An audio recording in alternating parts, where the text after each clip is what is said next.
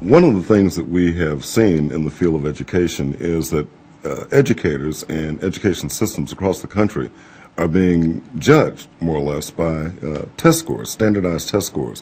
One of the things that debate does for students is enhance and increase their test scores, and one of the ways that you can do that is by improving their reading skills, and one of the fastest and most sure-footed ways to do that is through argumentation and debate. Hello, I'm Les Lynn, Executive Director of the National Association of Urban Debate Leagues. The NAUDL exists to improve urban public education by empowering youth to become engaged learners, critical thinkers, and active citizens who are effective advocates for themselves and their communities. Urban debate leagues were begun in 1997 as a way to improve urban public education and to redress a particular social and educational inequality.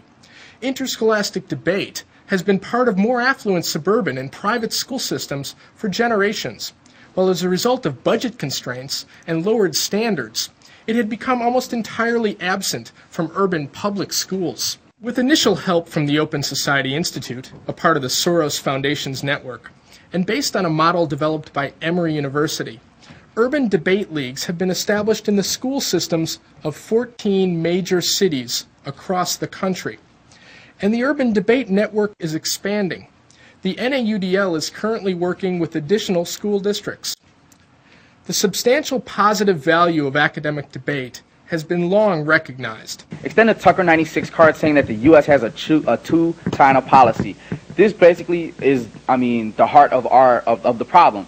We acknowledge that we have a two-China policy. We're dealing with Taiwan and with China. What we want to do is make it a one-China policy, one policy towards China, everything else, we're out of it. Answer solvency. Number 1, no solvency. MPAs don't preserve biodiversity. This is Anthony from 2003.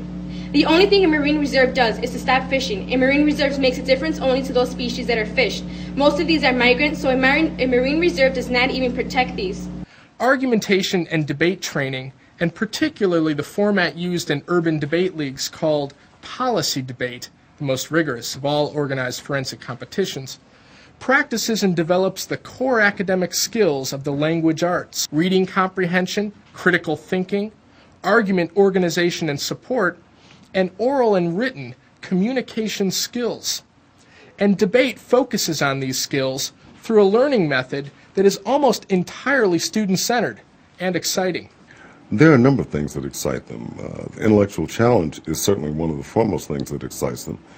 Many of the students don't really have an opportunity to show their intellectual abilities, but they do get this opportunity through the Urban Debate League. Sometimes when I'm sitting in the middle of a really great debate, my adrenaline starts rushing, and I'm getting really excited. I'm like, all right, I could win or I could lose, just depending on what it is.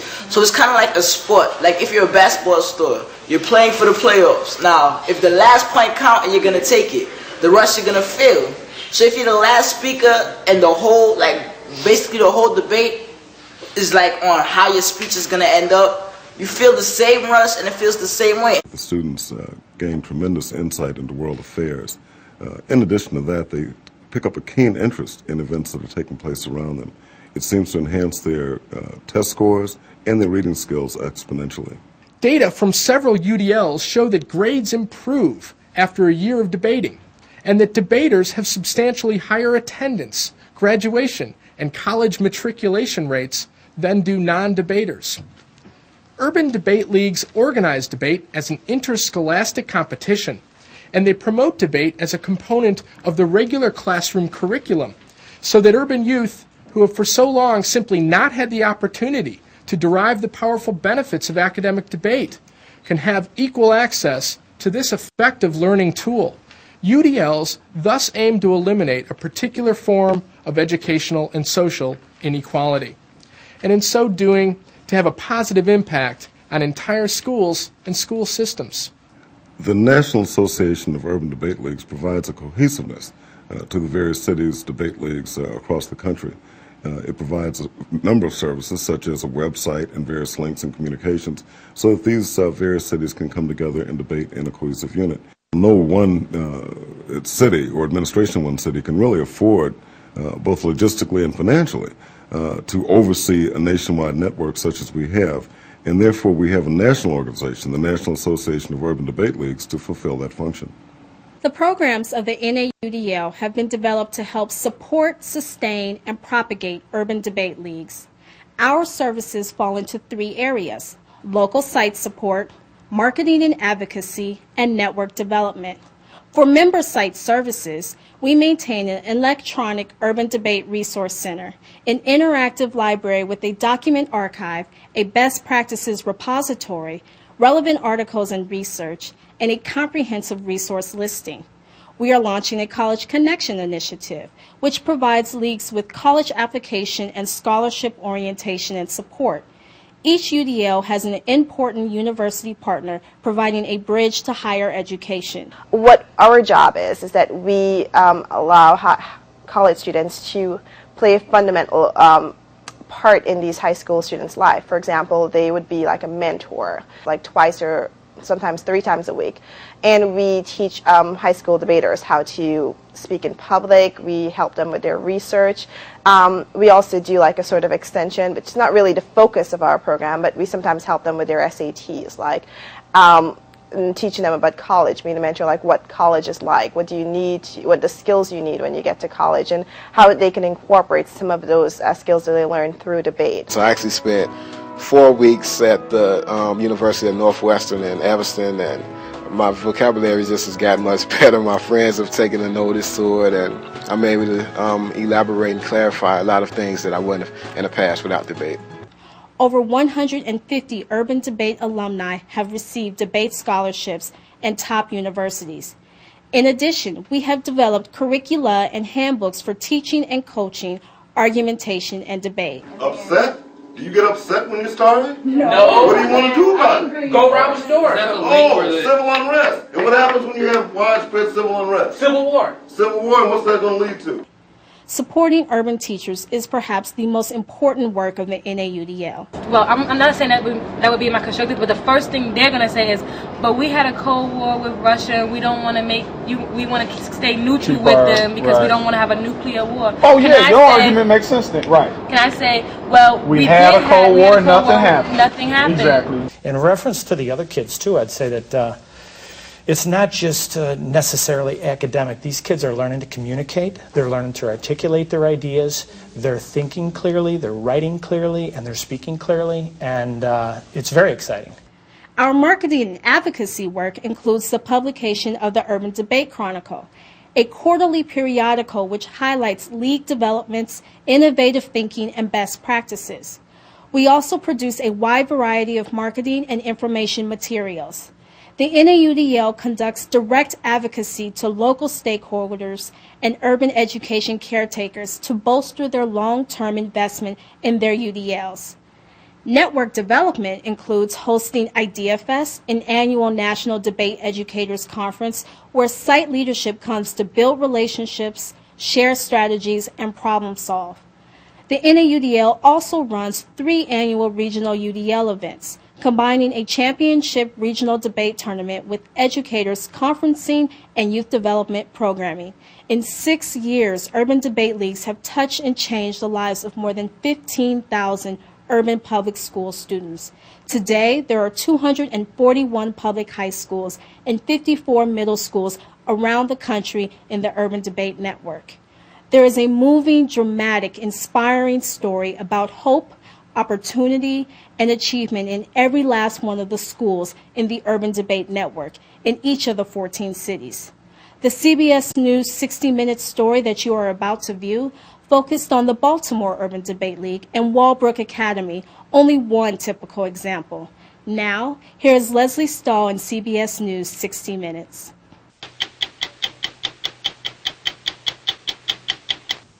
Being on the high school debating team had pretty much gone out of style among American teenagers. But now debate is making a comeback, not just in white upper-class suburbs where you might expect it, but also in inner cities.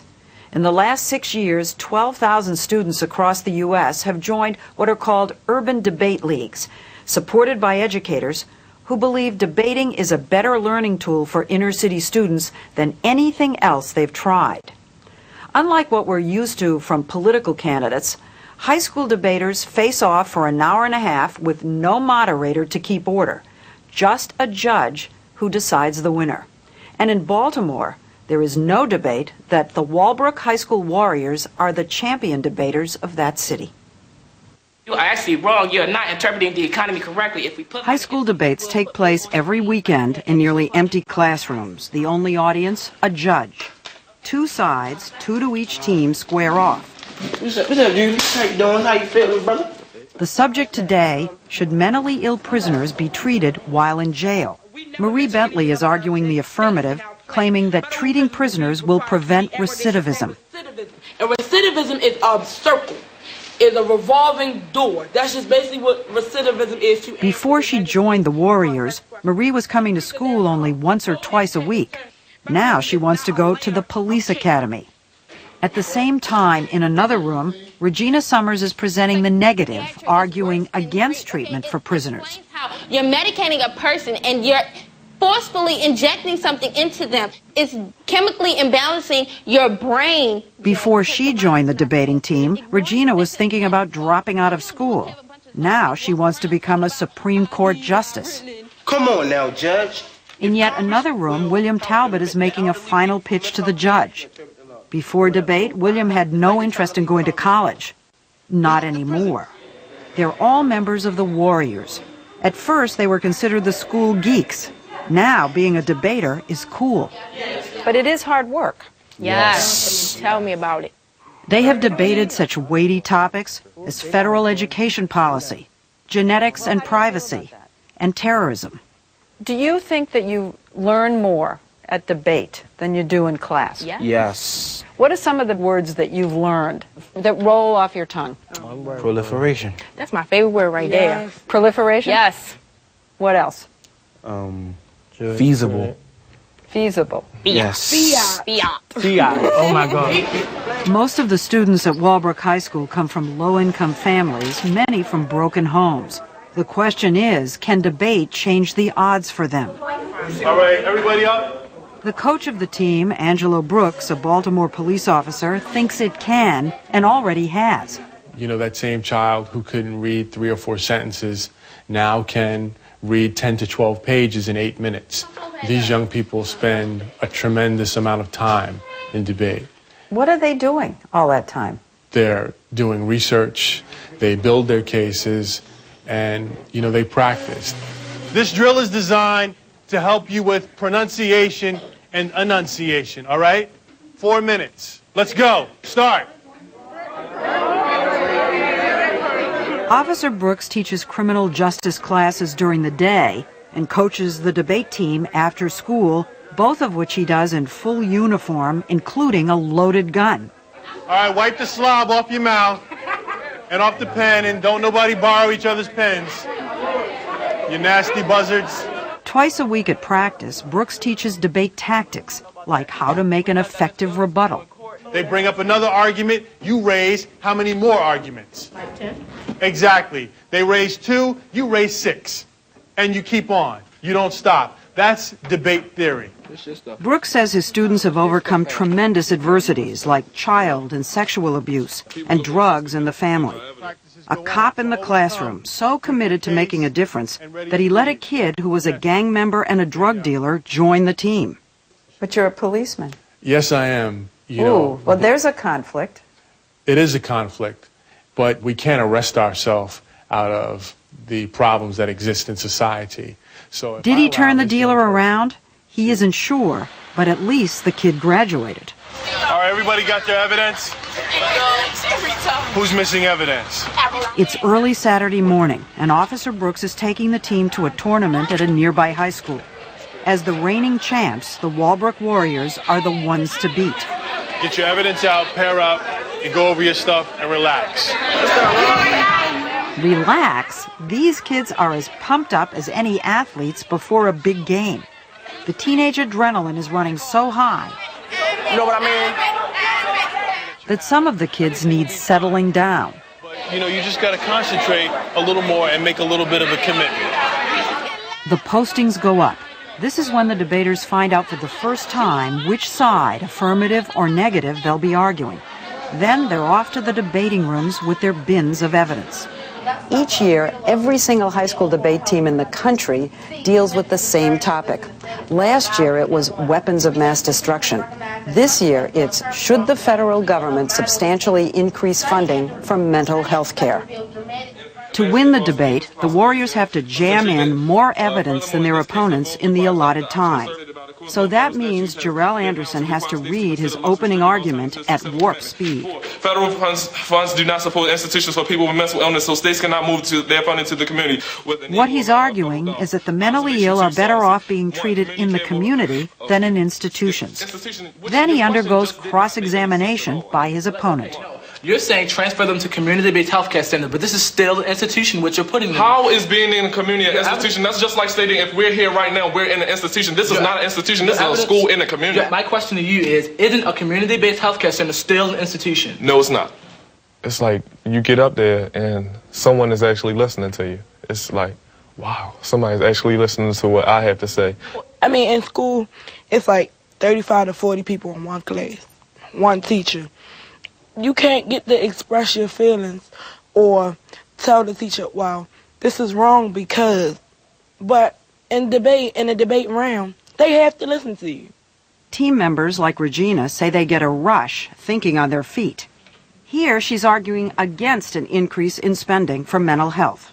They're going to cause such a tremendous deficit to the budget that we're just going to be in another war. We're going to, no, forget the war. We're going to be in another 30-year depression. I'm going to be 46 before I'll be able to pay off my mortgage and buy a house. Judge, it's ridiculous. Brooks and other urban coaches say debaters get better grades, miss fewer days of school, and spend less time in detention. Shannon Watson says debate exposes her to ideas you can't find in high school textbooks. Like all the stuff you learn, it's like, wow, I didn't know that this even existed, and then you get to share it, and it's like, wow, this was cool, I like this. Don't you have to be really smart to be a good debater? No, not at all. Officer Brooks, he takes those people who, that society deems as, slow and stuff like that. He said he welcomes those people. Hey, is debate fun? Yeah. Everybody talks about how much work it is. It's a lot of work, but it's fun.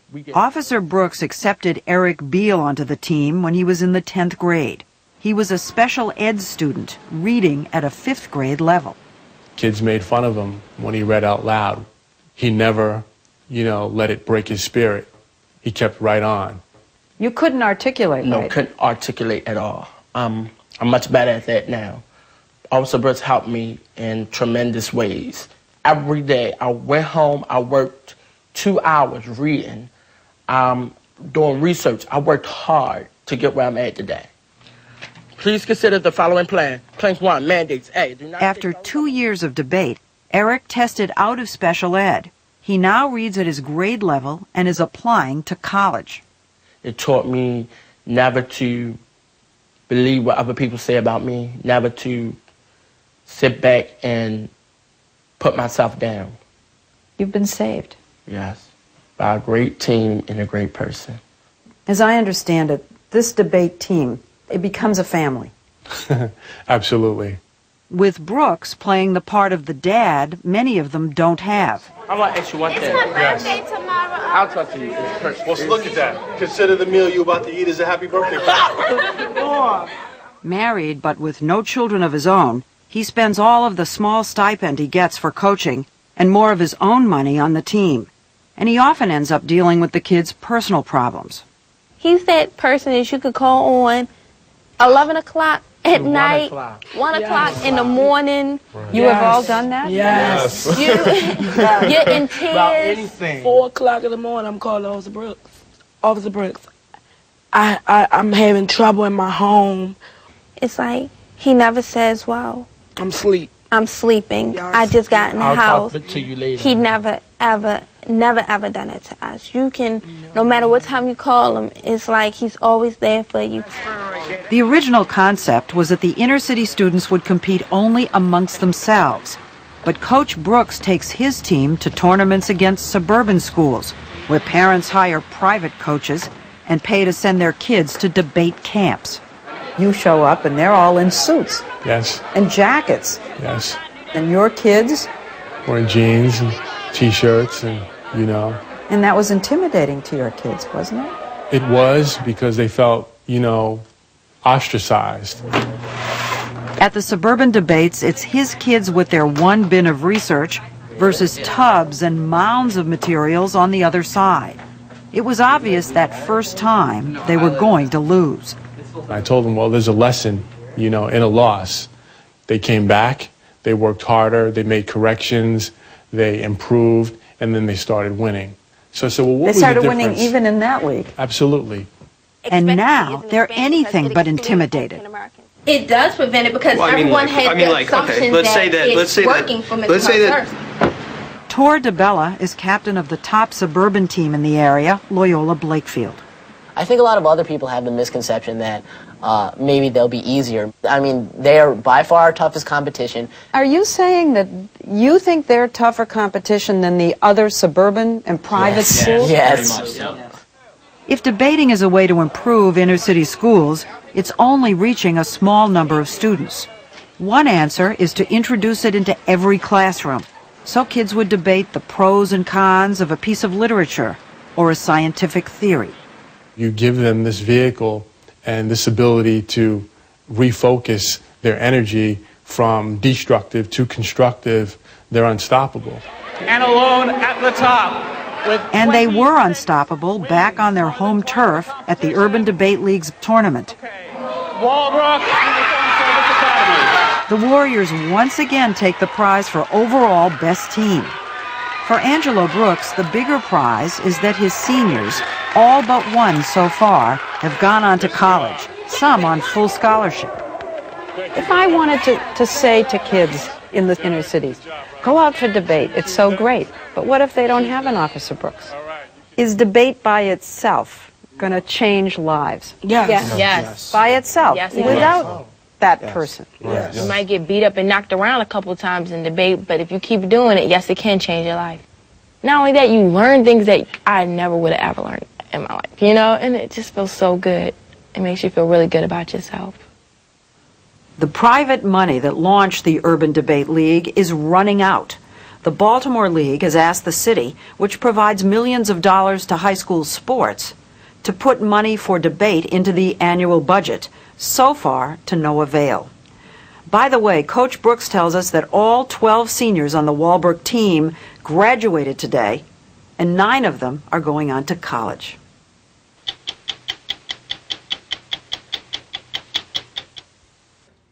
The story of the Baltimore Urban Debate League is right now being replicated in 13 other cities throughout the Urban Debate Network. The National Association of Urban Debate Leagues actively supports the inspiring work of Coach Angelo Brooks and hundreds of other urban educators across the country who are similarly dedicated, along with their school systems, university partners, and ultimately the children themselves. The NAUDL needs your support to continue to do this work. By supporting us, you can help ensure that urban debate leagues will survive, spread, and flourish throughout this nation's city schools. Thank you.